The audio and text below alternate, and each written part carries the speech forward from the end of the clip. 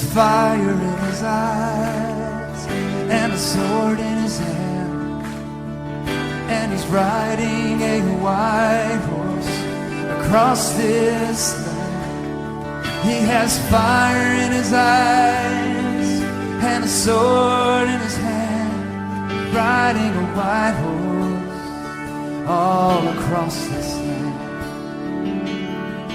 And he's calling out to you and me, will you ride with me?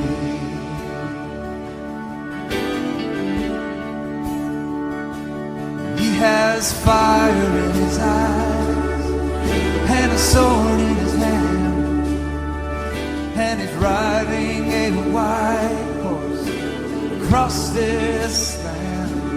And he's calling out to you and me, will you ride with me? Will you ride with me? And we say yeah, yes. You are tuned into Joy Radio, listening to the program Make a Difference with Chaplaincy South Africa, with Professor Aubrey Burger and Dr. Johan Rademeyer, Director of Chaplaincy SA, where you'll be enlightened how to make a difference. Hier is ingeskakel op Joy Radio met die program Maak 'n Verskil met Chaplaincy SA, saam met Professor Aubrey Burger en Dr. Johan Rademeyer, Direkteur van Chaplaincy SA, waar u ingelig sal word hoe om 'n verskil te maak. Don't let dreams just be dreams. God gives the dream. Chaplaincy SA helps you live it. Answer the call in 2026.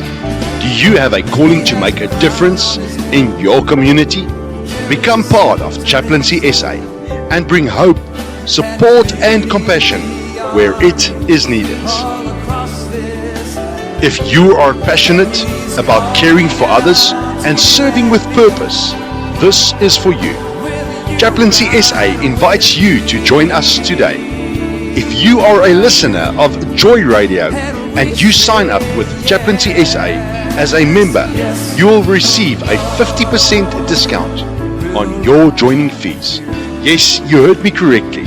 If you are a listener of Joy Radio and you sign up with Chaplaincy SA as a member, you will receive a 50% discount on your joining fees. Take hold of this wonderful opportunity and join Chaplaincy SA today. There are 28 different service fields that you can serve in. Chaplaincy SA also provides the training. Here are just a few to mention. Serve as a community chaplain, become a trauma responder, serve under the animal unit, or serve under the motor accident unit. For more information, call or WhatsApp Chaplaincy SA on 066 447 5321. Yes, 066 447 5321. Or email them at info@chaplaincysa.co.za. Yes, info@chaplaincysa.co.za. Or visit the website at www.chaplaincysa.co.za. www.chaplaincysa.co.za. Just the WhatsApp number again is 066 447 5321. Don't let dreams just be dreams. God gives the dream. Chaplaincy SA helps you live it.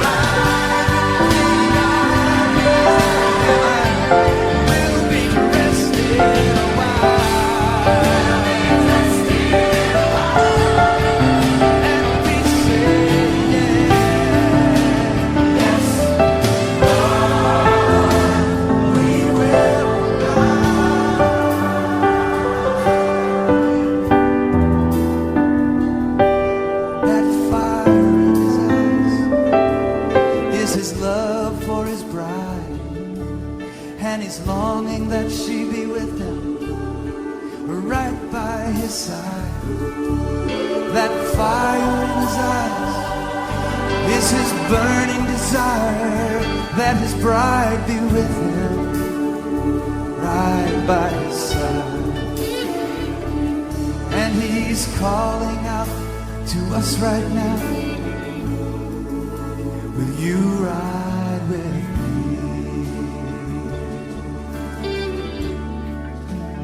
Yes, Lord, that's all we can say. Yes, Lord, say yes to you. Yes, Lord, yes, Lord, we say yes to you. We say yes, Lord. We say yes, Lord.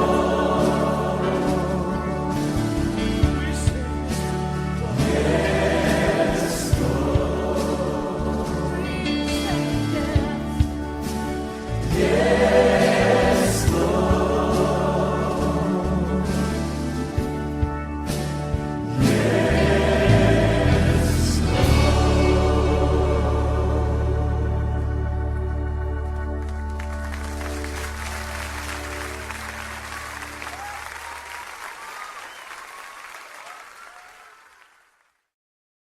Jou Vader, in hierdie middag wil ons net stil word en bewus word van die stille teenwoordigheid. Here, so die reën uit die hemel uit neerdal en hierdie dordroe aarde binnendring, is dit ons hartsbegeerte vanmiddag dat net so daardie reën neerval, dat dit mag op ons luisteraars se harte sal val. En Here, die woord verklaar vir ons duidelik ook, the kingdom of God is not about eating and drinking, but it's about joy, peace and righteousness in the Holy Spirit. En daarom, al is dit net 'n radio-uitsending, is U altyd teenwoordig. En daarom wil ons vir U baie dankie sê vir die geleentheid wat ons kan hê om hierdie platform te kan gebruik, om Chaplaincy SA aan die wêreld na buite te wys, aan die wêreld na buite te stuur, as dit is wat te maak. En we need te sien dat daar studenten die woord van ons mooi, ons met volk ontmoedig, by aangesig soek, tekening in die verkeerde weer, bid, dan sal ek hulle antwoord. En Here, dis wat ons as Chaplaincy wil begin. Ons wil 'n verskil in die wêreld daar buite maak.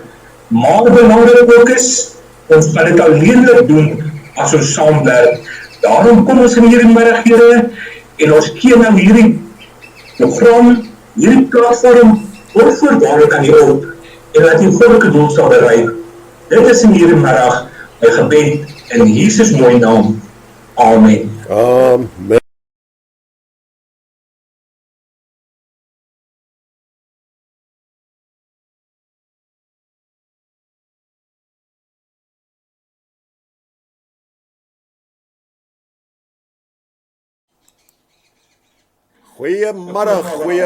Goeiemiddag aan al die geliefde luisteraars. Daar waar die ook al vandaan ingeskakel is, ja, dit is donderdagmiddag. Was so, maar is nou so amper kies 20 voor 3. Nou ja, ek weet julle wekkers is al gestel vir hierdie tyd om in te skakel na die Chaplaincy Suid-Afrika program.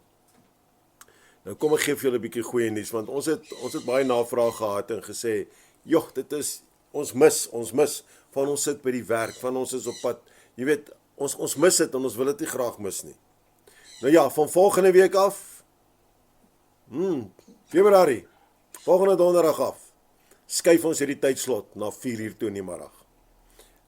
Barry was, ons sê, goedgesind gewees, om te sê, okay, hy kan 'n paar skuwe maak.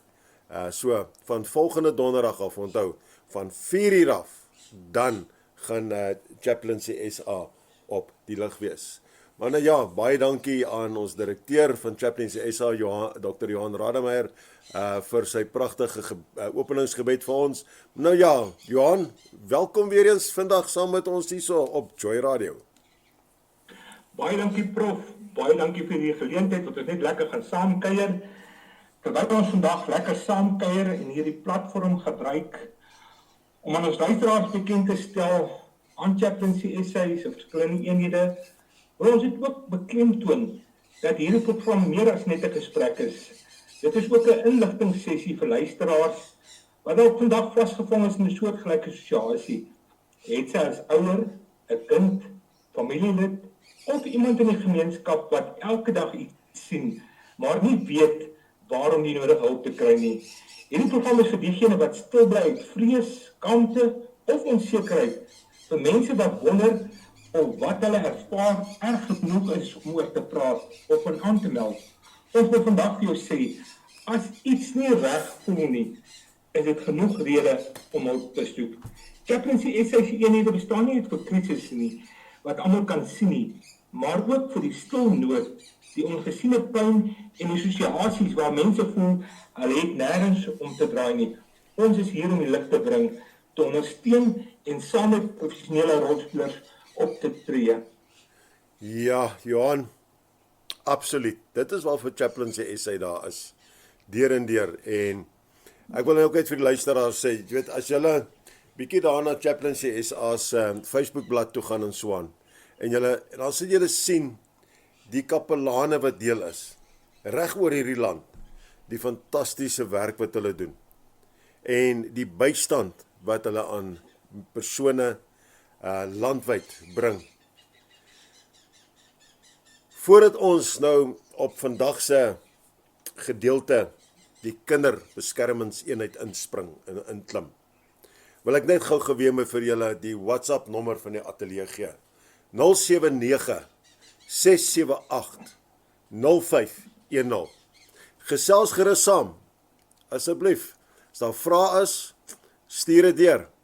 As ons dit nie vandag al kan beantwoord nie, sal ons dit volgende week beantwoord. Of, as jy sê, maar luister, ek wil dit nie op die lug beantwoord hê nie, dan stuur vir ons, of jy wil dit op 'n WhatsApp hê, op jou antwoord terug, of miskien op 'n e-pos, dan stuur jou e-posadres. En van ons kant af sal ons jou dan diensooreenkomstig so beantwoord.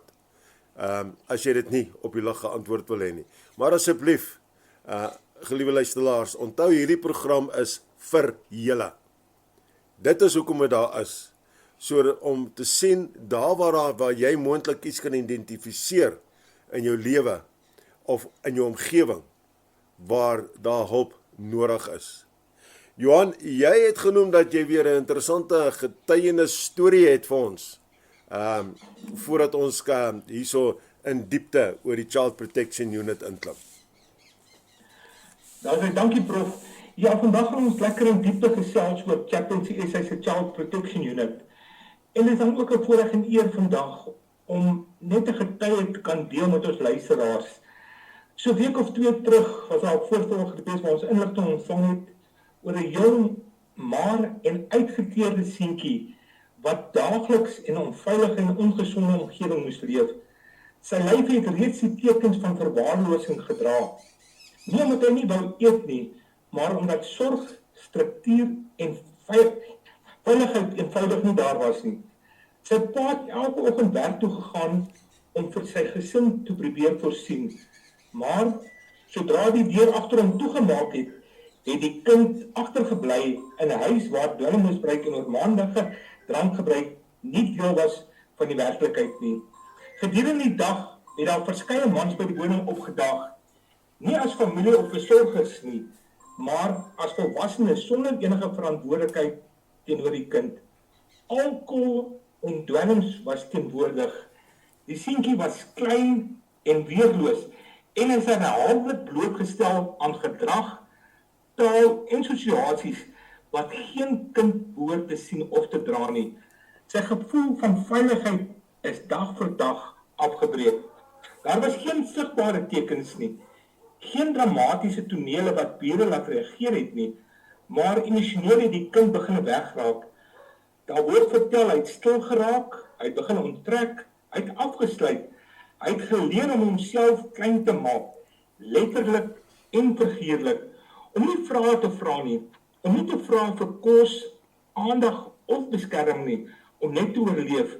Hierdie subtiele maar diep ontstellende tekens het duidelik daarop gedui dat die kind emosioneel en psigologies in gevaar is. Met die ontvangs van hierdie inligting het Chaplaincy SA nie impulsief of alleen opgetree nie, maar 'n duidelike etiese en professionele aksieplan gevolg.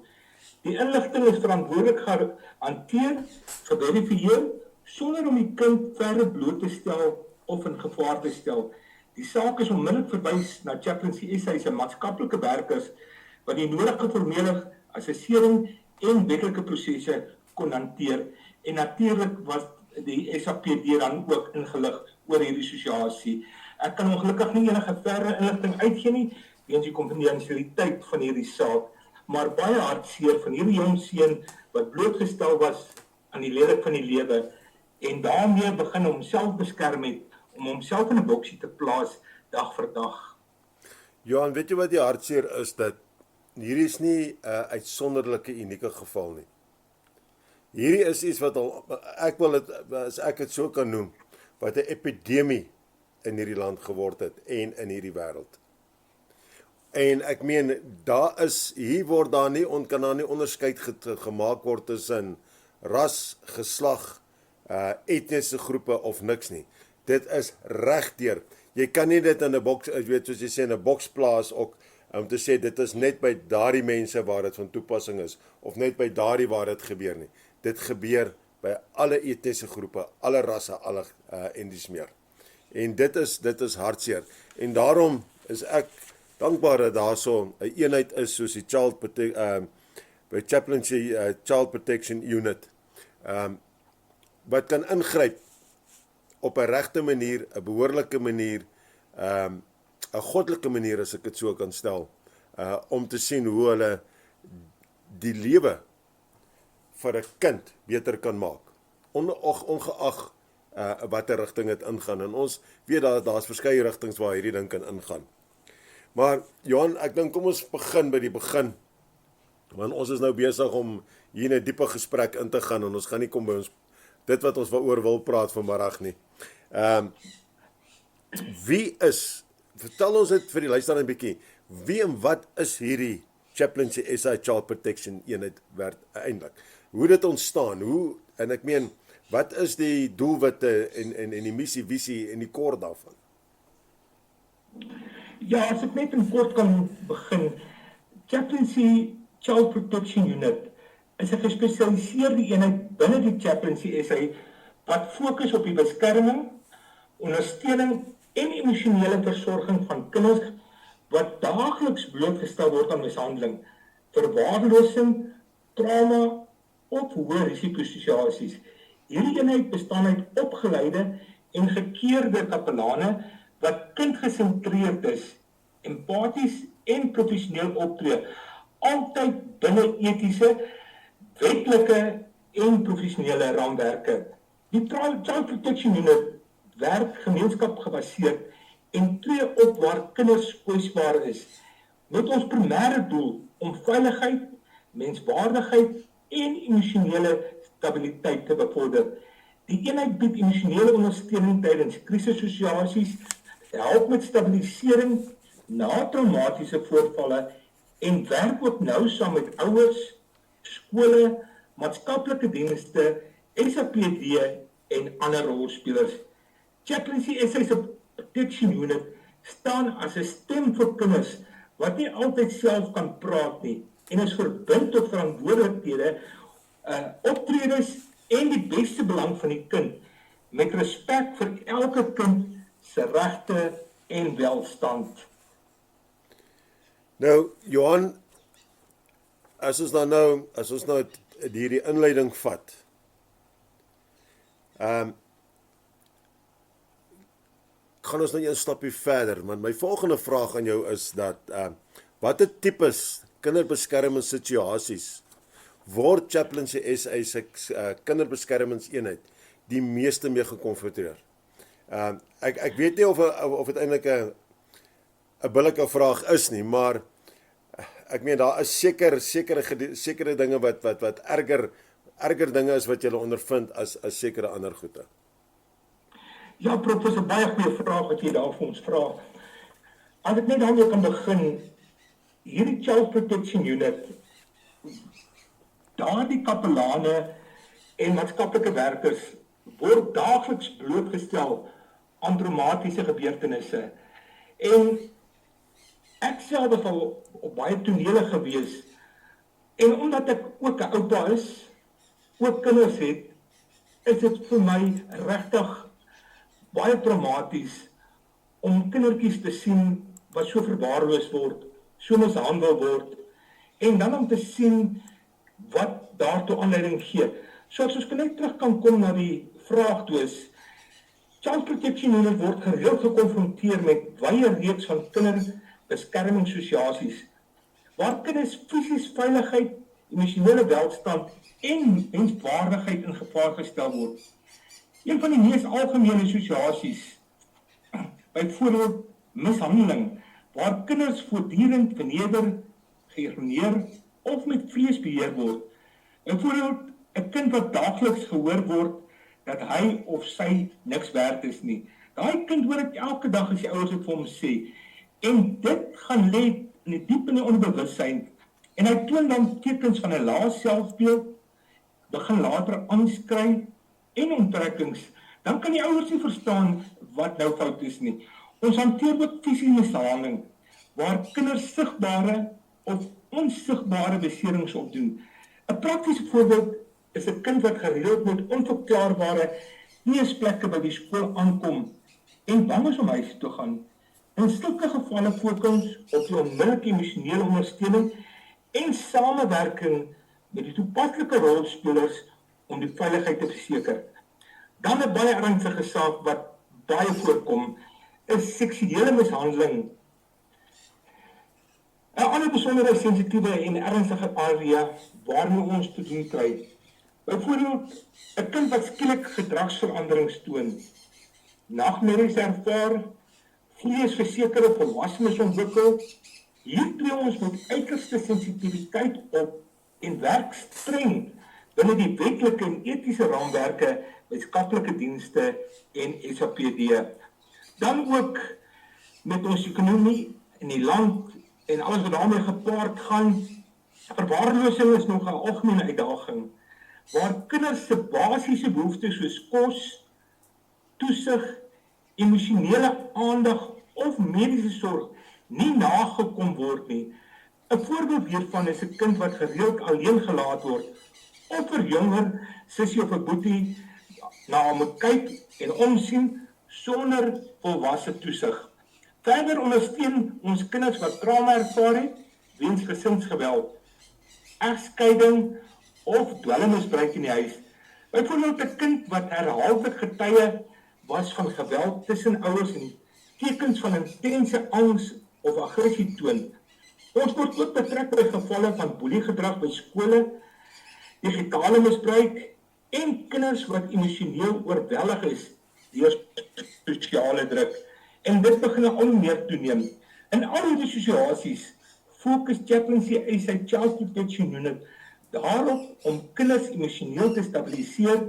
Die belangrikste van alles is 'n veilige ruimte te skep en saam met ander rolspelers te werk om volhoubare beskerming en ondersteuning te verseker.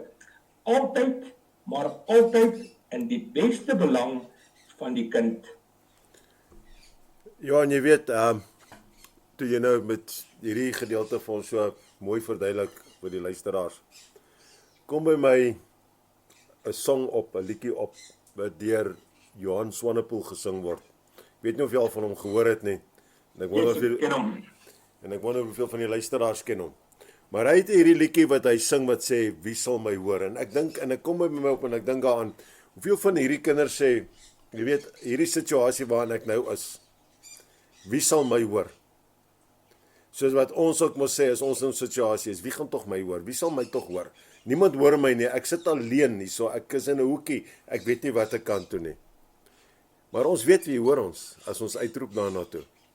En ja, geliefdes, kom ons luister na Johan Swanepoel se wie sal my hoor? Want as jy in 'n situasie nou sit om te sê, maar dit het met my gebeur as kind. Dit het met my gebeur as jong persoon. of tot toe jy ouer was. En niemand het my gehoor nie, want niemand wou my hoor nie. Hoor wat sê Johan Swanepoel vir ons.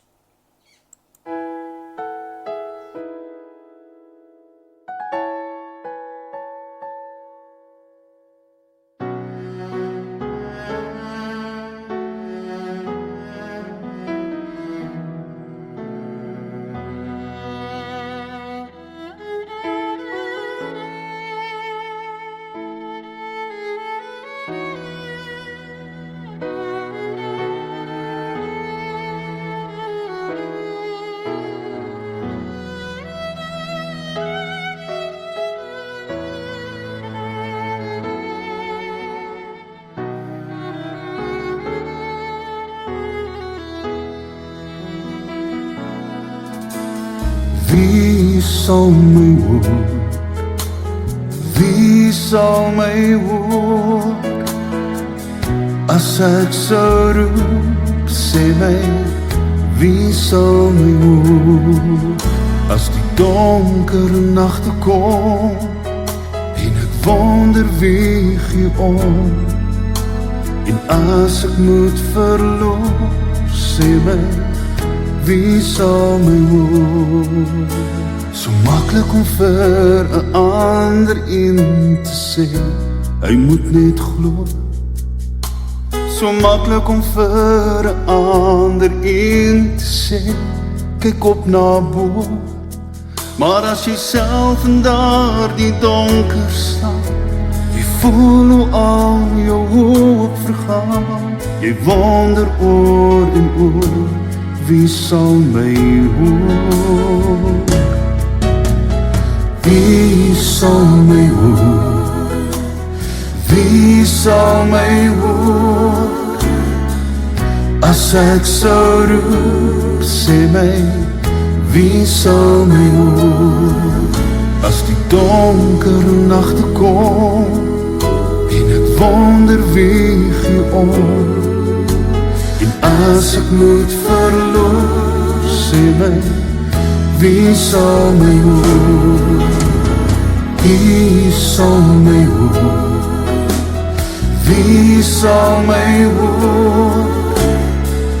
As ek sou roep, sê my, wie sal my hoor? As die donker nagte kom, en ek wonder wie gee om, en as ek moet verloor, sê my, wie sal my hoor? So maklik om vir 'n ander een te sê, staan jy net vas. So maklik om vir 'n ander een te sê, hy dra jou las. Maar as jy self in die donker skadu staan, jy voel hoe elke droom vergaan. Jy wonder oor en oor, sal Jesus hoor? Sal Jesus jou hoor? Jesus sal jou hoor. Ek weet hy sal jou hoor. As jy sou roep, Jesus sal jou hoor. As die donker nagte kom, en jy wonder wie gee om, as jy moet verloor, Jesus sal jou hoor.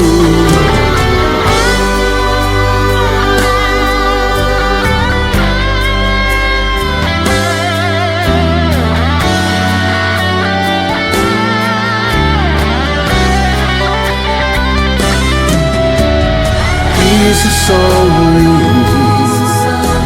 Ek weet hy sal jou hoor. As jy sou roep, Jesus sal jou hoor. As die donker nagte kom, en jy wonder wie gee om, as jy moet verloor, Jesus sal jou hoor. Jesus sal my hoor. Ek weet hy sal my hoor. As ek sou roep, Jesus sal my hoor. As daar die donker wolke kom.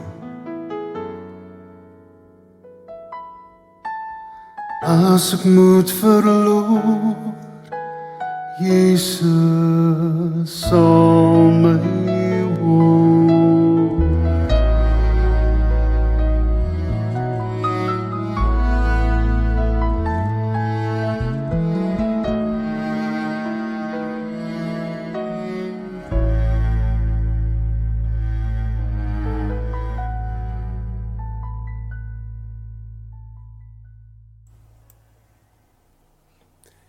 Johan Swanepoel met Wie sal my hoor?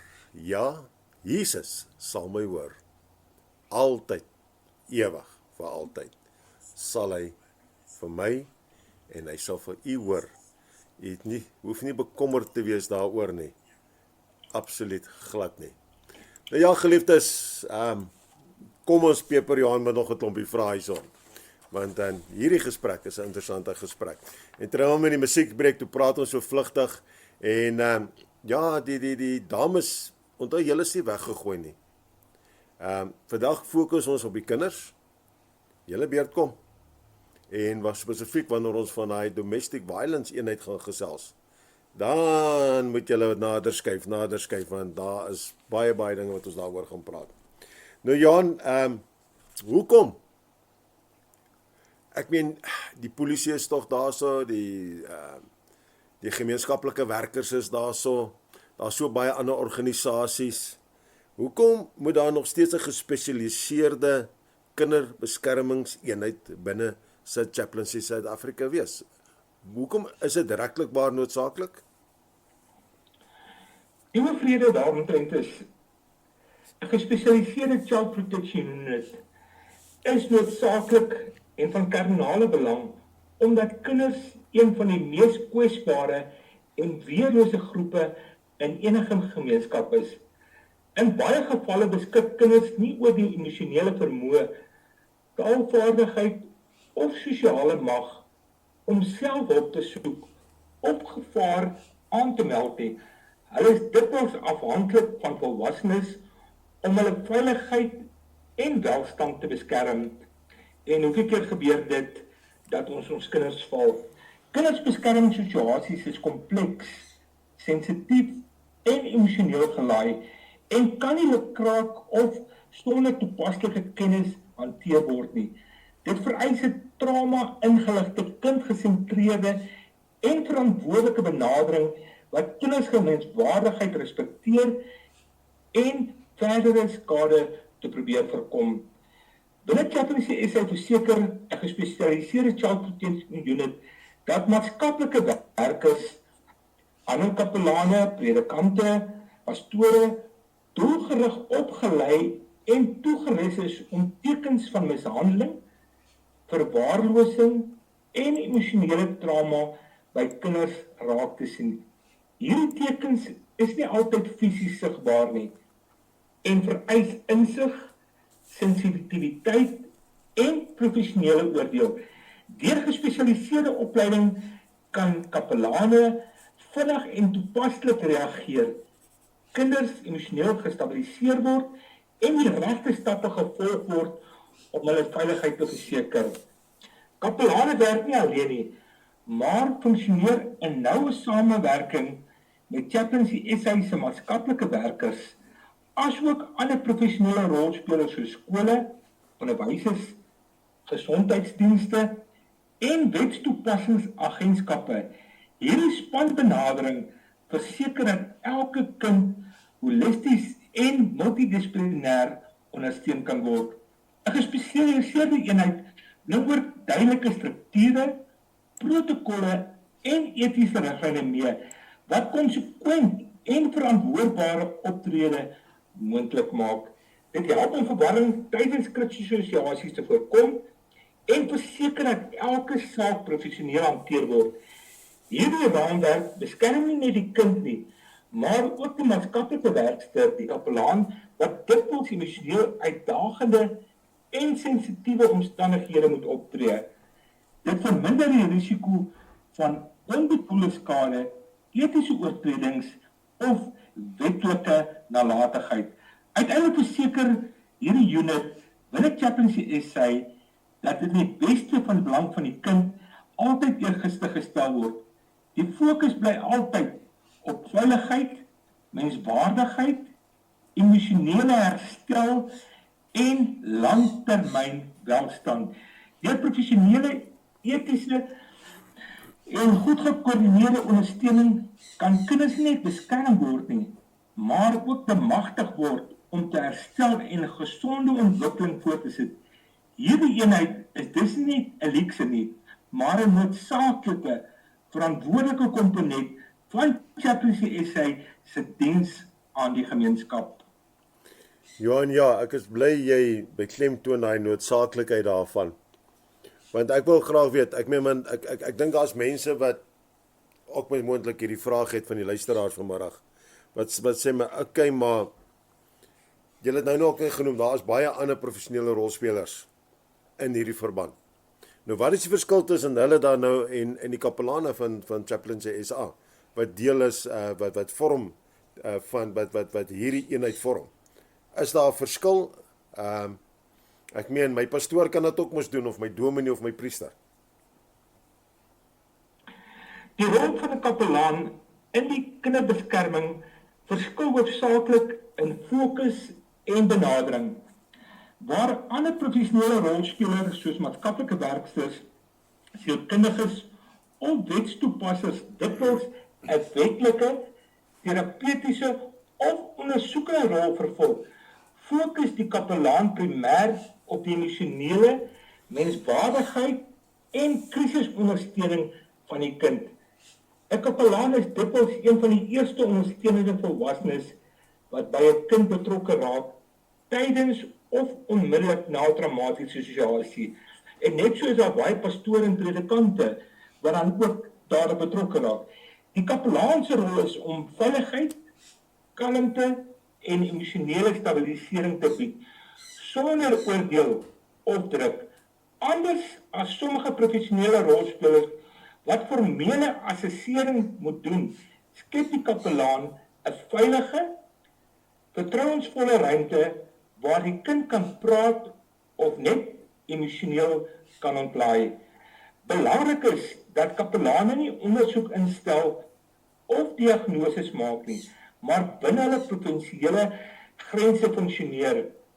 Hulle werk nie in isolasie nie, maar in noue samewerking met maatskaplike werkers en ander professionele rolspelers.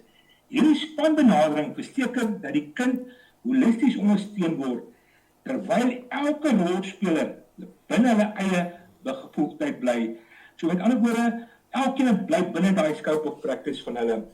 Die kapelaan se unieke bydrae lê dus in die teenwoordigheid, empatie en menslikheid.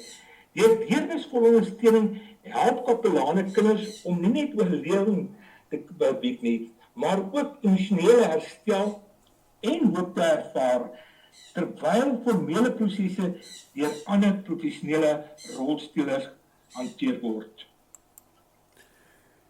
Johan, jy weet, die vraag wat baie gevra word, en iets wat baie daar uitgesit word en vir die mense en gesê word, daar's altyd, maak nie saak wat is 'n situasie is dit of jy nou kind is en of jy groot mens is nie, daar's altyd gevaartekens om na uit te kyk. Jy weet, as ons net vat op gesinsgeweld, daar is altyd gevaartekens. Met hierdie is daar met kinders is daar gevaartekens in dit.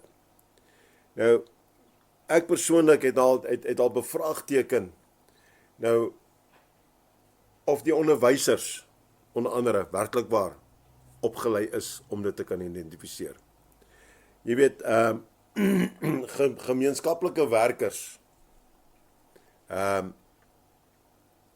ek het baie keer so nou en dan twyfel ek of hulle eintlik ook weet waarna om te kyk. Want jy weet, mens kry baie keer die gevoel dat hulle is ook nie selfseker nie. Ek weet ouers, baie keer ouers en veral jong ouers in dit, besef nie altyd waarna om te kyk nie, wat daai waarskuwingstekens is nie. En ek meen, en ons praat nou van al die verskillende tipe molesterings, en ons praat van boelery, al die tipe goed. Dit alles is 'n pakket hierso. Wat het julle al geïdentifiseer as waarskuwingstekens waarna ouer, gemeenskaplike werkers, onderwysers, pastore, priesters, dominees, you name it, na op die uitkyk moet wees? Ja, prof, baie belangrik is, jy het genoem van die onderwysers. Hulle is die eerste lyn wat daardie simptome kan identifiseer. Hulle is die eerste lyn wat daardie waarskuwingstekens kan optel. En as ek net 'n paar vandag kan noem, dink ek die belangrikste enetjie wat ons mee kan begin is gedragsverandering by 'n kind.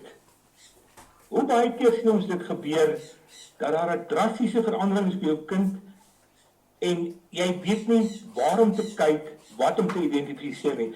So, 'n skielike en onverklaarbare verandering in 'n kind se gedrag is dikwels die eerste waarskuwingsteken. Dit kan insluit onttrekking, aggressie, uiterste gehoorsaamheid of angs. 'n Kind wat voorheen sosiaal en oop was, kan stil en afgesonder raak. Ander kinders kan weer uitdagend of rebels begin optree. Hierdie veranderinge dui dikwels op innerlike nood. Gedrag is dikwels 'n kind se manier om te kommunikeer. Volwassenes moet sensitief wees vir hierdie seine. Volgehoue gedragsverandering moet baie ernstig opgeneem word. As ek nog 'n punt kan noem, emosionele tekens van nood. Emosionele waarskuwingstekens sluit oormatige hartseer, vrees, skuldgevoel of emosionele afstomping in. Die kind kan gereeld huil, bang wees vir spesifieke persone of situasies of net emosioneel afgeskakel voorkom. 'n Skielike stemmingwisseling kan ook voorkom. Sommige kinders wys geen emosie nie, wat ook 'n teken van trauma kan wees. Emosionele nood word dikwels misgekyk. Hierdie tekens dui op innerlike spanning. Deurlopende emosionele nood vereis aandag en ondersteuning.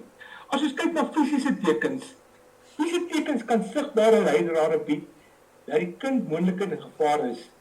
Dit sluit onverklaarbare kneesplekke in, snye, brandwerk of herhalende beserings.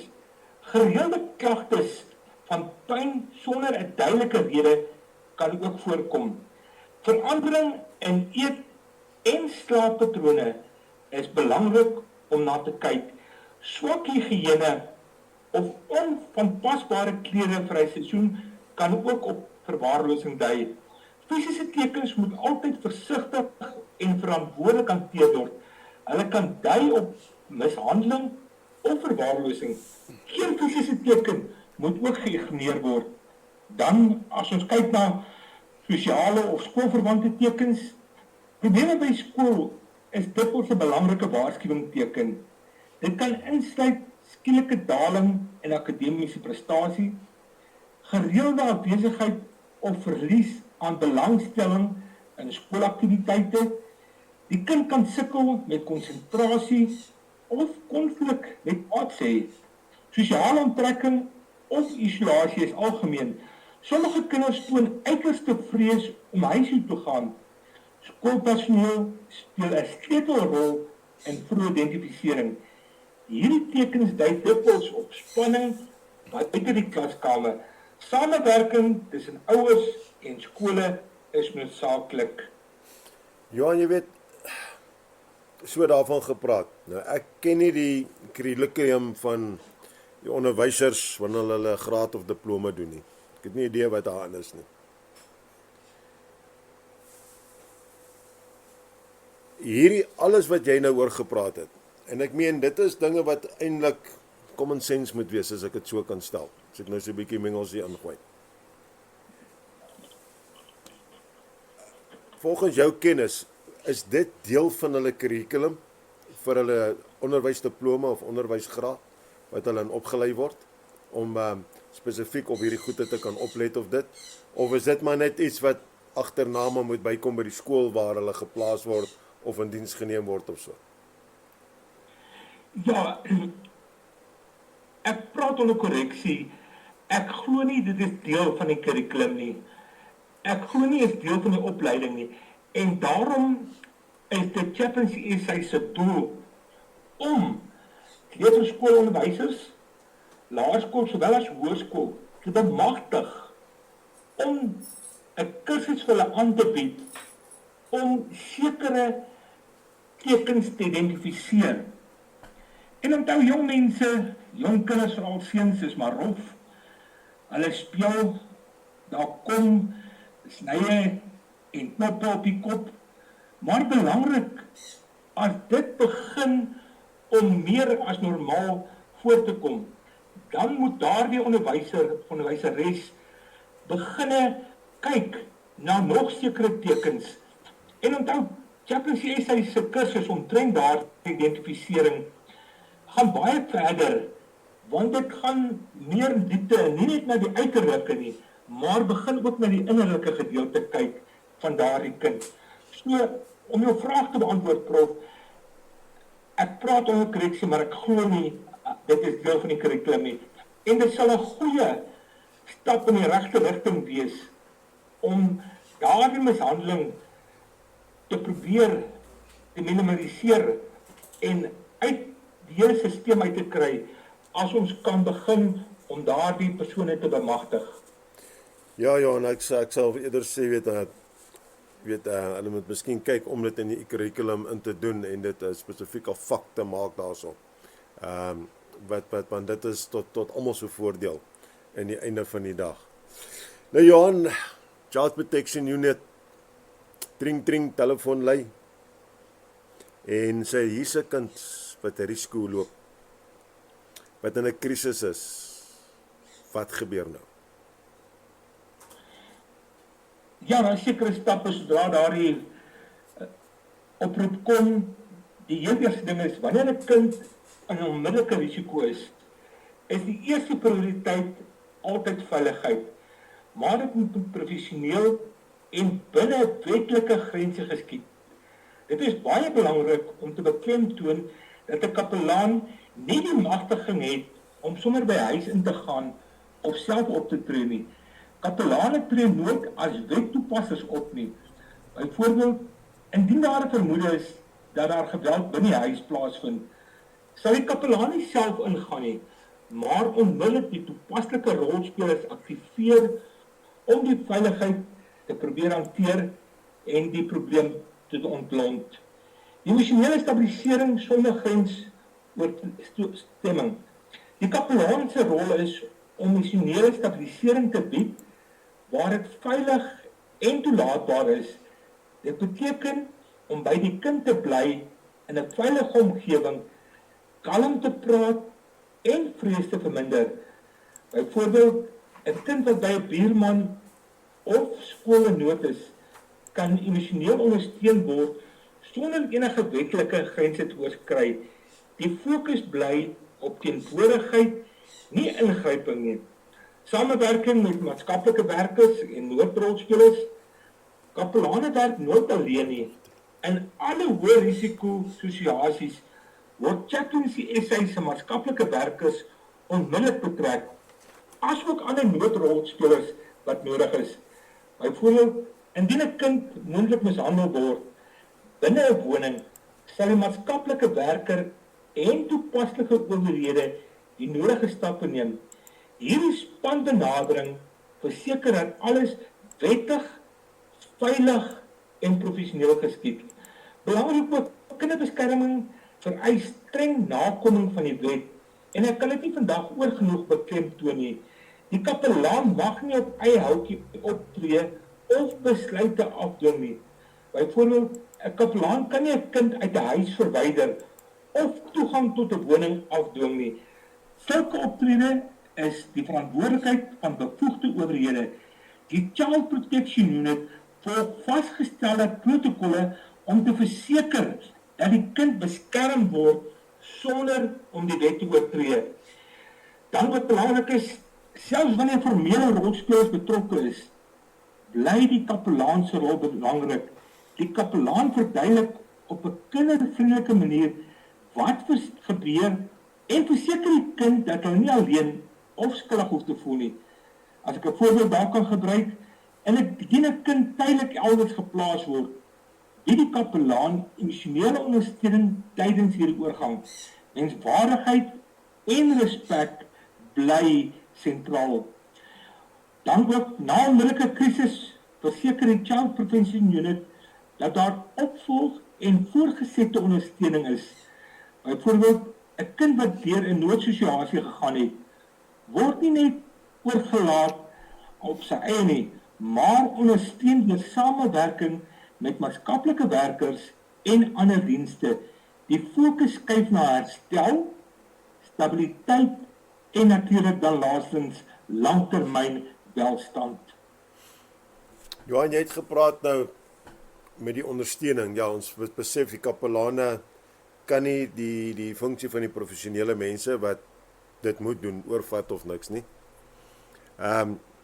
Maar wat se emosionele of praktiese ondersteuning gee hulle dan nou vir die kinders daar en dan, want partykeer gaan jy kry dat kapelaan kom, die kapelaan is daar en sodra die werkers, die social workers en SAPs en daai ons daar aankom, dan word daar vir jou gesê, staan op sy. Jy het niks meer uit te waai nie. En ek weet, ons het al ondervind, dat daai kind klou aan jou vas, fisies klou aan jou bene vas en dit, en wil nie hê jy moet gaan nie. En hulle sê, dat jy hambaleka. Maar ek meen, daar moet daai sosiale, daai emosionele en praktiese ondersteuning vir daai kinders wees. Belangrik is, jy moet 'n goeie verhouding hê met al die rolspelers. En wat lekker is in jou gebied waar jy werk, sodra jy beginne uitreik na daardie first responders toe, na daardie wetstoepassers toe, verskillende maatskaplike werkers, hulle begin jou leer ken. Hulle weet presies waartoe is jy in staat. En belangrik ook vandag is, en dit het ek weer die naweek gesien, waar 'n sekuriteitswag op die site oorlede is. Ons is geaktiveer. Ek het uitgegaan en die nodige simpatisering en berading verskaf aan die moeder en die skoonmoeder en pa. Maar daar was 5 kindertjies, minderjarige kindertjies. Die een is autisties.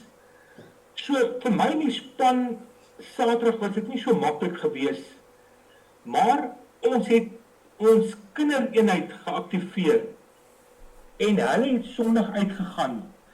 En hulle het deurgedring, selfs tot by 'n autistiese kind, om 'n verskil te kan maak. So belangrik is, jy moet daardie nodige ondersteuning kan bied. Maar die belangrikste van alles is, waar ek wil klem op lê, jy moet opgelei word, jy moet daardie instink in jou hê, jy moet daardie calling in jou lewe hê, om tot op daai kind se vlak te daal, en dan op daai manier om te kommunikeer, en dan ook vir hom te laat wys, hy is veilig, ook vir hom daardie erkenning te kan gee, jy mag huil, jy mag emosies wys, ons is hier vir jou. Ja, Johan, jy weet, dit kom alles op neer in die einde van die dag op samewerking, vertroue tussen mekaar, tussen die kapelane saam met SAP, saam met die skole, die maatskaplike werkers, die gesondheidsdienswerkers en dies meer. En die einde van die dag, dit is 'n legkaart wat in mekaar moet pas. En ons het self persoonlik het ons ondervind dat dit belangrik is dat jy moet kontak maak met SAP, dat jy weet wie van hulle werk met hierdie tipe situasies in hierdie gevalle.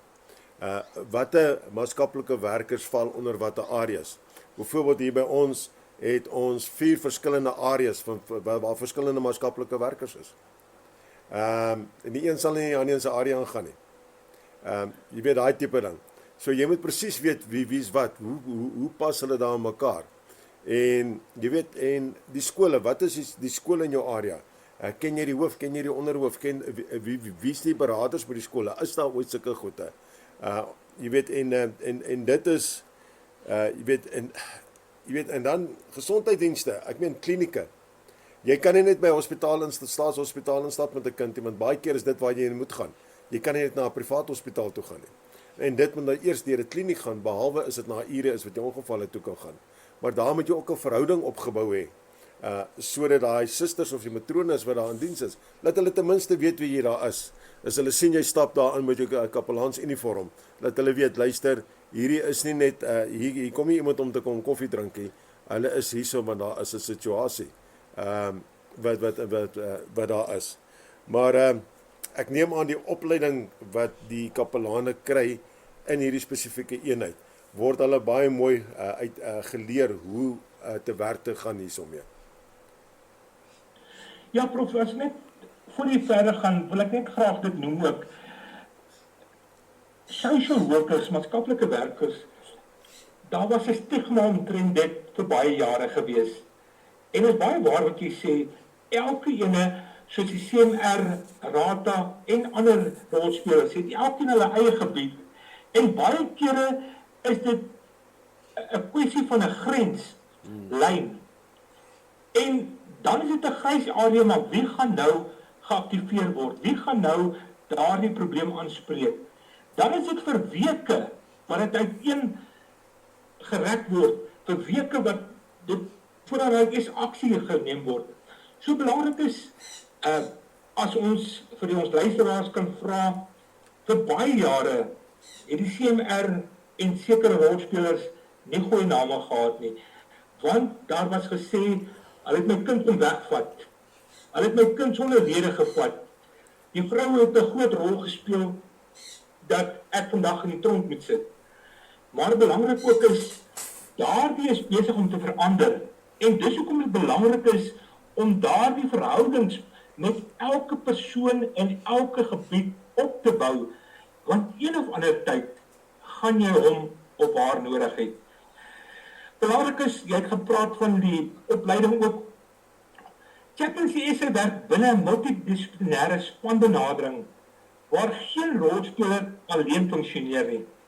Die doel van die samewerking is om kinders en gesinne holisties en veilig professioneel te ondersteun met die belangrikste van alles, die spreekwoord in die beste belang van die kind. As ons net kyk, sonder die SAPD kan mens ook nie werk nie. Ja, jy kry moeilike SAP-lede, maar as jy 'n goeie verhouding met hom het, stap hulle die ekstra pad ook saam met jou. Wanneer 'n saak 'n wetlike of 'n veiligheidskomponent het, werk Chaplaincy SA nou saam met die Suid-Afrikaanse Polisiediens. Kapelane tree nie as ondersoekers of wetstoepassers op nie, maar bied emosionele ondersteuning en stabilisering aan kinders en gesinne tydens polisieoptredes. Hierdie teenwoordigheid help om spanning en verdere trauma te verminder, terwyl SAPD net die wetlike prosesse probeer hanteer. As ons moet dink aan skole, samewerking met skole. Skole is dikwels die eerste plek waar waarskuwingstekens raak gesien word. Chaplaincy SA werk saam met die opvoeders en skoolbestuur om kinders emosioneel te ondersteun en om toepaslike verwysings te koördineer. Kommunikasie geskied professioneel en binne vertroulikheidsperke met respek vir die skool se rol en verantwoordelikhede. Samewerking met social workers. Kapelane werk nie alleen nie, maar 'n noue samewerking met maatskaplike werkers wat die formele mandaat dra om assessering, beskermingsplanne en wetlike prosesse te hanteer. Die kapelaan fokus op die emosionele sorg en stabilisering, terwyl die maatskaplike werker die nodige beskermingsmaatreëls implementeer. Hierdie duidelike rol afbakening verseker etiese en wettige optrede. So op die einde van die dag, wanneer kinders mediese of sielkundige sorg nodig het, word gesondheidspraktisyns betrek Chaplaincy SA bied emosionele ondersteuning tydens mediese ondersoeke of behandeling, sonder om kliniese rolle oor te neem. Hierdie samewerking help om veiliger en rustiger deur die proses te beweeg. Deur duidelike protokolle, oop kommunikasie en respek vir elke rolspeler se bevoegdheid te verseker Chaplaincy SA dat ondersteuning geïntegreerd, verantwoordelik en volhoubaar plaasvind. So as ek 'n kernboodskap op hierdie gedeelte het is, Chaplaincy SA werk hand aan hand met SAPD, skole, maatskaplike werkers en gesondheidsdienste, elkeen binne hulle eie rol, om kinders veilig te hou met waardigheid en belangrik om met deernis te beskerm. Ja, sy geliewe luisteraars, julle daai mond vol gehoor en ek dink is tyd dat ons Johan net so 'n bietjie blaaskansie gee. Wat ook daarom so 'n bietjie 'n koue koeldrankie of watertjies so 'n bietjie daar kan beet kry voordat ons aangaan.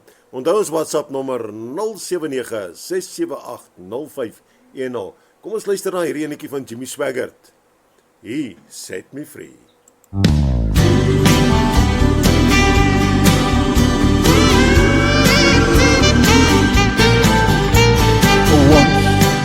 Like a slave in prison, yes, I dwell. No freedom from a sorrow that I felt. But Jesus, yes, He came and He listened to me. Glory to God, He set me free. He set me free. He set me free. He broke the bars of prison over me.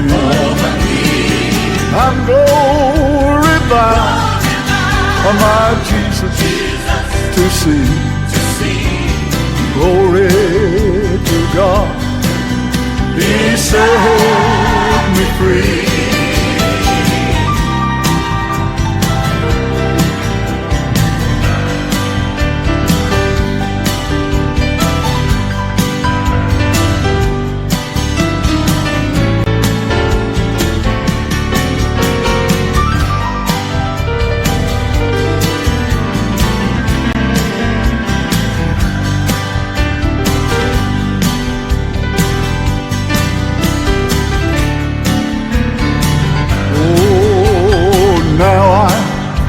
I'm climbing higher each day.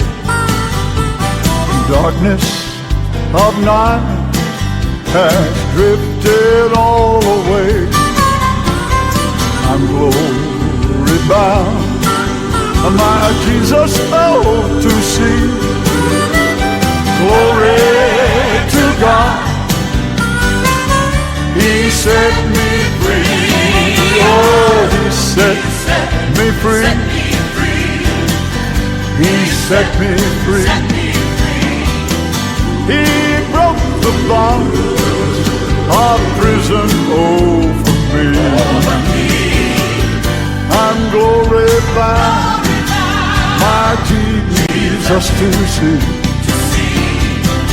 Glory to God, He set me free.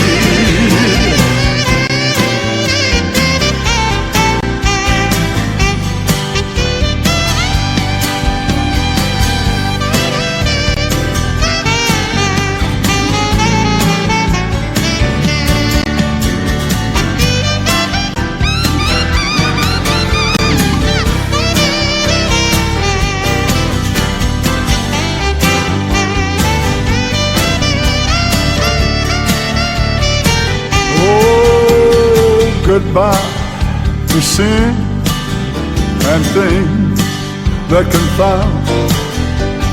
Naught of this world can turn me around. Daily I'm watching, I'm praying too. Glory to God, I'm going through. me free. He set me free. He broke the bond of prison for me. I'm glorified, my Jesus to see. Glory to God, He set me free.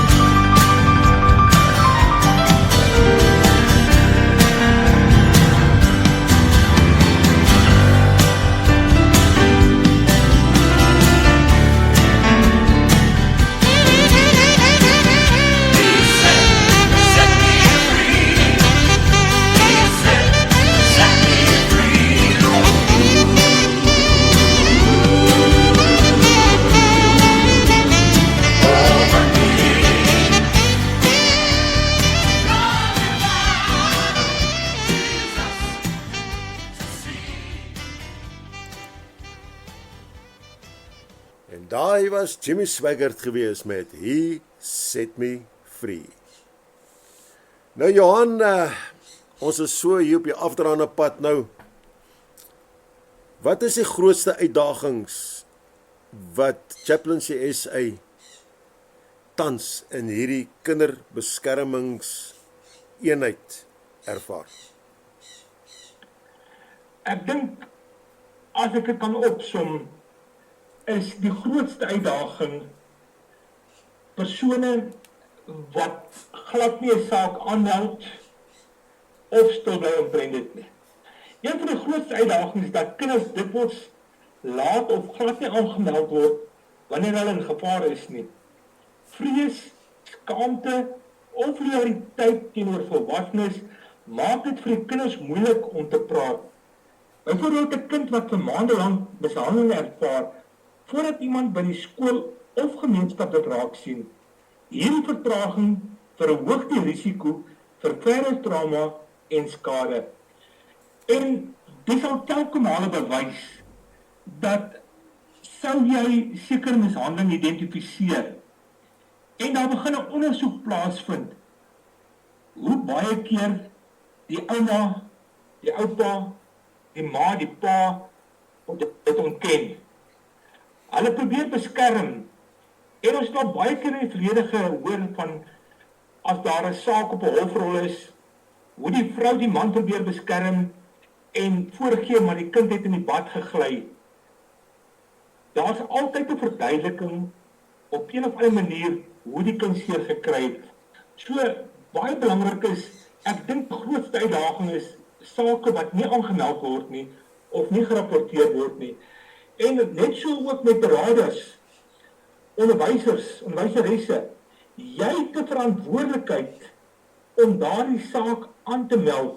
Jy is wetties verplig, as jy sien daardie kind het sekere simptome, tekens van mishandeling, om dan verdere stappe te neem en dit aan te meld.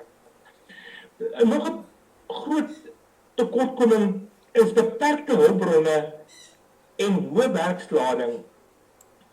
Daar is so groot tekort aan social workers in ons land. Maar die werkslading is net te veel vir die waarmee daar mee werk. Kinderbeskermingswerk vind dikwels plaas binne beperkte hulpbronne en hoë emosionele eise. Daar is meer nood as wat daar beskikbare professionele ondersteuning is. Byvoorbeeld maatskaplike werker en ondersteuningsdienste dra soms groot saakladings wat opvolg en deurlopende sorg uitdagend maak. Dit verg kreatiewe en samewerkende oplossings. Dan nog 'n punt, baie kinderbeskermingseenhede en sake is verweef met komplekse gesinsomstandighede soos armoede, verslawing, huishoudelike geweld of geestesgesondheidsprobleme. Byvoorbeeld 'n kind kan terselfdertyd 'n slagoffer wees en steeds emosioneel verbonde aan daardie persoon wees wat hom of haar seer gemaak het. Hierdie realiteite maak ingryping emosioneel en prakties baie uitdagend. Wanbegrip oor die rolle en magtiging. Daar is dikwels 'n wanbegrip in gemeenskappe oor wat kapelane mag en nie mag doen nie. Byvoorbeeld, mense verwag soms dat 'n kapelaan self die kind uit die huis sal verwyder of 'n situasie sal regmaak. In werklikheid moet kapelane binne wetlike en professionele grense werk en saam met bevoegde rolspelers optree. Hierdie verwagtinge druk en veroorsaak onnodige misverstande. Dan op emosionele vlak, kindersbeskerming werk dra hoë emosionele las vir almal betrokke. Deurlopende blootstelling aan kinders se pyn en trauma kan emosionele uitputting veroorsaak. Byvoorbeeld kapelane en ander rolspelers kan sekondêre trauma ervaar as selfversorging en ondersteuning ontbreek. Dit vereis dikwels doelbewuste aandag aan emosionele welstand. Hoewel samewerking noodsaaklik is, bly dit soms 'n uitdaging om verskillende sisteme en instansies effektief te laat saamwerk. Byvoorbeeld wagtye, administratiewe prosesse of verskillende prosedures kan ondersteuning vertraag. Dit vra geduld, volgehoue kommunikasie en sterk verhoudings tussen die verskillende rolspelers. Nou Jan, ons weet daar is wetgewing, kinderregte wetgewing en al hierdie tipe dinge wat daar is. Baie mense het klaar daaroor as die kinders uiteindelik te veel regte vandag. Maar ek meen, soos 'n beraader, enige beraader, want kapelane is beraders ook, is daar etiese kodes wat gevolg moet word. Ons het 'n ding wat hulle noem die Poppy Act, wetgewing, waar konfidensiële inligting beskerm word en nie uitgelek mag word en dies meer nie. Nou, die regte en die menswaardigheid van hierdie kinders. Ek weet, maar ek dink ons moet dit net vir ons luisteraars net duidelik maak dat dit wel beskerm word. En wat is die proses binne Chaplaincy SA om dit te verseker? Chaplaincy SA verseker die beskerming van kinders se regte, veiligheid en menswaardigheid deur 'n omvattende, gestruktureerde en eties gegronde benadering wat elke aspek van die kinderbeskermingswerk rig. Hierdie benadering is gegrond op professionele standaarde, wetlike nakoming en 'n diep respek vir die inherente waarde van elke kind. As ek net 'n paar kan noem, eerstens word alle optrede binne Chaplaincy SA gelei deur 'n beginsel van die beste belang van die kind. En dit is nou al 'n paar keer vandag gehoor. Elke besluit, elke interaksie, intervensie word gemeet aan die vraag of dit die kind se veiligheid, emosionele welstand en langtermynbeskerming bevorder. Kapelane word opgelei om kinders as individue met regte, stemme en menswaardigheid en waardigheid te benader en nie bloot as gevalle of probleme nie. Die kind se belewenis en emosies word ernstig opgeneem. En dan tweedens, ons tree baie sterk op binne 'n raamwerk van wetlike en etiese riglyne. Derdens, word kinders se menswaardigheid doelbewus beskerm deur 'n trauma-ingeligte benadering. Dit beteken kinders word nie gedwing om hulle ervarings te herhaal nie, word hulle druk geplaas om te praat nie en word nooit geblameer vir wat met hulle gebeur het nie. Kapelane fokus op emosionele stabilisering, veilige teenwoordiging en die verstel van gevoel en beheer. Taalgebruik, houding en gedrag word sorgvuldig gekies om verdere trauma te voorkom en die kind se selfwaarde te beskerm. Ja, dit is so belangrik dat dit wel gedoen word en wel toegepas word. En soos u kan hoor daarso, dit is deel van die etiese kodes van Chaplaincy Suid-Afrika ook. En is nie net vir die kinders nie, geliefdes. Dit is vir elke liewe persoon met wie 'n kapelaan van Chaplaincy SA te doen kry, wat sy regte, sy waardigheid beskerm word. En so, jy het nie 'n bekommernis of jy is nie voorstel om bekommernis te hê as jy met hulle in kontak kom met 'n situasie nie. Jou anonimiteit is beskerm. Hulle gaan nie sê wie jy is of wat jy is nie, behalwe as jy sê, dis oké. Ek is nie bang om te sê wie ek is en waaroor dit is nie. Onthou net weer eens, 079-678-0510, as jy enige boodskappies wat jy wil stuur of wil sê, luister, ek het 'n behoefte om met iemand te gesels, daar het iets met my gebeur, of ek is nie seker nie, my kind tree so op of so op of so op. Ongeag waar jy is, van Johanna, van ons almal se kant af, Johanna Lissin, sal hulle daar van hoofkantoor af, sal hulle iemand kry, wat naby genoeg aan jou is, om met jou kontak te maak, om jou te kan help. En as ons lekker gesels, hardloop die tyd altyd vinnig, né? Johan, ja, ons het so amper 10 minute oor sien, ek kan dit nie glo nie. Elke week vra ek vir jou hierdie vraag, Johan, wie kan aansluit by Chaplaincy SA? En elke week antwoord jy maar vir my geduldig. Maar juis, ek wil vra vandag, wie kan aansluit by die Child Protection Unit en wat is die vereistes? Ja, dit verskil bietjie van ons ander units wat daar is. Omrede ons met kinders werk, moet die keringsproses heel wat strenger wees. Maar daar is plek vir jou. Chaplaincy SA Child Protection Unit is oop vir enige persoon wat 'n opregte roeping het om kinders te beskerm en gemeenskappe te dien. Dit is belangrik om te beklemtoon dat enige belangstelling kan aansluit, maar alle persone begin eers as gemeenskapskapelane voordat hulle ter 'n gespesialiseerde eenheid soos die Child Protection Unit oorweeg word. Die aankleidingsproses is baie soos die ander eenhede. Belangstelling sluit aanvanklik by Chaplaincy SA aan as 'n gemeenskapskapelaan. Hierdie fases fokus op basiese opleiding, waardes, etiese optrede en begrip van kapelaan se rol en grense. Na hierdie aanvangs volgende gespesialiseerde opleiding vir die Child Protection Unit.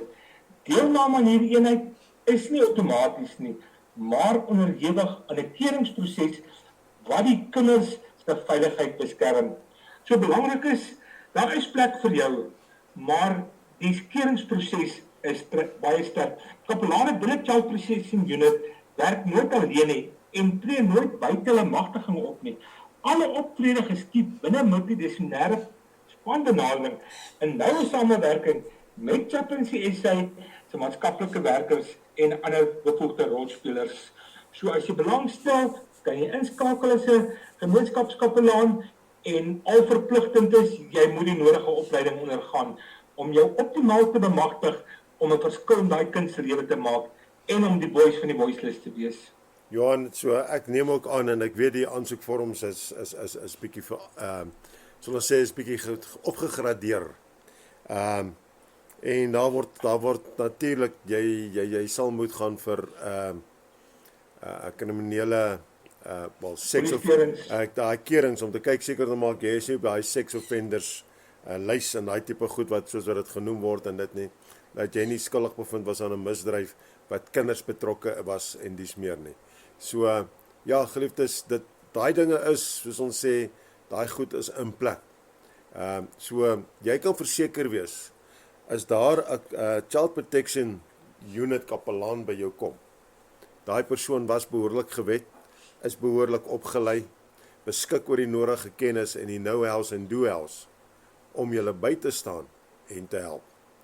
Johan, finale boodskapie wat jy vandag aan die ouers en die gemeenskappe wil oordra aangaande die beskerming van hulle kinders. En jy weet, as ek kyk op sosiale media en dit is skrikwekkend om te sien hoe kinders wegraak val. Ja, as ek 'n kernboodskap in hierdie middag vir ons luisteraars kan gee, is dit ouers en gemeenskappe is eenvoudig maar dringend. Elke kind se veiligheid, menswaardigheid en welstand is 'n gedeelte verantwoordelikheid. Kinderbeskerming is nie net die taak van professionele dienste nie, maar begin by waaksaamheid, betrokkenheid en omgee binne die huis, skole, kerke en gemeenskappe. Aan ouers wil ek vanmiddag sê, luister na jou kind, glo hulle wanneer hulle praat en neem selfs daardie subtiele gedragsveranderinge ernstig op. Skep 'n omgewing waar jou kind veilig voel om vrae vir jou te vra en hulle gevoelens met jou te deel. Om hulp te soek is nie 'n teken van mislukking nie, maar verantwoordelike ouerskap. Aan gemeenskappe wil ek sê, moenie wegkyk nie. Wanneer iets nie reg voel nie, praat en rapporteer verantwoordelik. Stil bly beskerm nooit 'n kind nie. Samewerking tussen gemeenskaplede, skole, maatskaplike werkers en ondersteuningsdienste red lewens en voorkom terrortrauma. Ek wil beklemtoon dat kinders nie geblameer moet word vir dit wat met hulle gebeur het nie. Kinders dra nooit skuld vir mishandeling, seksuele mishandeling of verwaarlosing nie. Hulle verdien beskerming, deernis en ondersteuning. Deur saam te staan kan ons 'n veilige ruimte skep waar kinders kan groei, herstel en hoop ervaar. Ja, dit was 'n absolute mondvol vandag gewees, Johan. Nou, voordat ons gaan afsluit, wil ek net terugkom en net vir die luisteraars ook weer eens sê dat onthou vir 2026 het Chaplaincy SA 'n spesiale aanbieding op hulle aansluitfooie. Dis nou nie op die kursusse nie, dis op die aansluitfooie. En jy kan ook aansluit as 'n vrywilliger. Nou om aan te sluit vir 'n vrywilliger is mahala. Maar ongelukkig, onthou jou golfhemp en dit wat jy met trots moet dra en dit is 'n vrywilliger en dit kos geld. Maar Johan het so ver gegaan en dat hulle die dinge nou so opgebreek het dat dit daar afbetalingsmetode ook is oor 'n tydperk van 3 maande en dies meer. So daar's nie verskoning om te sê ek kan nie aansluit nie, want ek het nie die fondse nie. En as jy regtig waar nie die fondse het nie, dan kan jy motivering by insit om te sê hoekom nie. Maar sê dan hoekom wil jy daarvan deel wees? Hoekom wil jy deel aansluit by Chaplaincy SA? Wat is jou motivering en dies meer? En glo vir my, geliefdes, hulle kyk na elke liewe ding. Hulle wys nie net sommer iemand weg nie. As jy 'n passie het, jy het 'n hart daarvoor, sal hulle sit en hulle sal dit oorweeg. Hulle sal besluit neem en hulle sal terugkom na jou toe. Johan, jou nommer asseblief. Dit is 082 308 8146. Ek herhaal hom net weer. 082 308 8146. En hulle e-posadres is info@chaplaincy.sa.co.za of gaan na die webblad toe, jy kan sommer daar jou aansoekie invul. En dit is www.chaplaincy.sa.co.za. Geliefdes, jy hoef nie daar verder te wag nie, om te wonder nie. Is die Here nou jou hart aanraak, as die Heilige Gees jou hart aanraak om vir jou sê, maar dit is waar ek jou wil plaas, sê die Vader vandag vir jou. Dan is dit nou vir jou om te gaan en te sê, as ons totsiens gesê het, is jou volgende wat jy doen, is op my webblad te gaan, en sommer jou goed daar te doen, of anderste, let jou fingers do the walking oor die keyboard, en dan druk jy daar in, 082 308 8146, en jy bel vir Johan, en hy gaan vir jou chop regmaak. Of anderste, stuur maar hier na die atelier toe, ons sal seker maak alle boodskappe kom daar uit, 079 678 0510, en as julle in my voedingsarea is, help ek julle met graagte om julle goed gedoen te kry, of daar waar ek weet waar die ander is, maar weet ek julle kan stuur ek julle daar. Maar of jy nou in Katoo is, en of jy daar bo in Messina sit, en of jy ergens in 'n hoekie in Limpopo is, en of jy daar op die Lesotho grens, daar in die Vrystaat sit, nie verskoning nie. Ons het julle nodig. Die mense in hierdie land het julle nodig. So, Empower yourself. You can make a change. It is in your hands. Nobody else. Johan, sal jy vir ons afsluit met gebed asseblief? Kom ons bid saam. Hemelvader, ons dank U vir hierdie tyd saam, vir elke woord wat gedeel is, vir elke hart wat vandag aangeraak is. Here, maar ons bring elke kind wat vandag in stilte leef, die wat onseker is, die wat bang is, voel of niemand hulle raak sien nie. Ons bid dat U hulle sal omvou met die beskerming, met die liefde, dat U vir hulle mense op hulle pad sal stuur, wat hulle raak sien, wat hulle luister, en sal optree. Here, ons bid vanmiddag vir elke ouer, elke gesin, elke gemeenskap wat oorweldig voel. Gee wysheid daar waar verwarring is, moed waar daar vrees is, en hoop waar mense moedeloos geraak het. Here, help ons nie net om luisteraars te weet nie, maar draers van lig, verantwoordelikheid en deernis. Leer ons om die weg te baan van oordeel en nader te beweeg aan mekaar met liefde en waarheid. Neem vanmiddag asseblief Joy Radio en elkeen wat hulle self gee om ander te dien. Soms in moeilike en hartseer omstandighede. Geef krag vir hierdie saak. Rus die vermoeide harte. Volhoue liefde vir elke mens, veral elke kind. Ons plaas alles in die hande met dankbaarheid en vertroue. En in hierdie middag kom al die lof, al die eer, al die aanbidding net U toe. Amen. Baie dankie luisteraars. Shalom. Amen, amen. Nou ja, volgende week is het Chaplaincy SA se Disable Unit.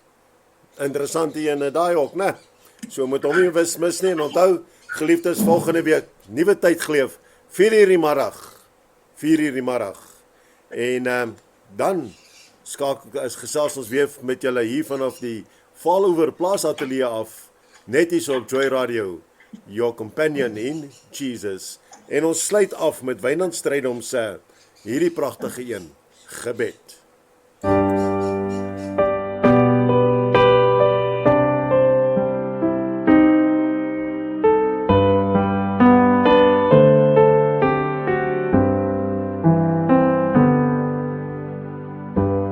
Laat my nooit die grond verlaat nie.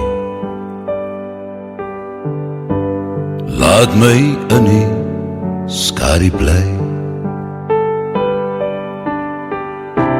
Gee dat elke hartse vreugde en vrees eindelijk nietig word vir my. Elke afdraai baie ken ek. Elke keer het ek verdwaal. Elke keer het hy my ewes kom haal. Maak dit hier die laaste maal. Elke dag is 'n gedagte.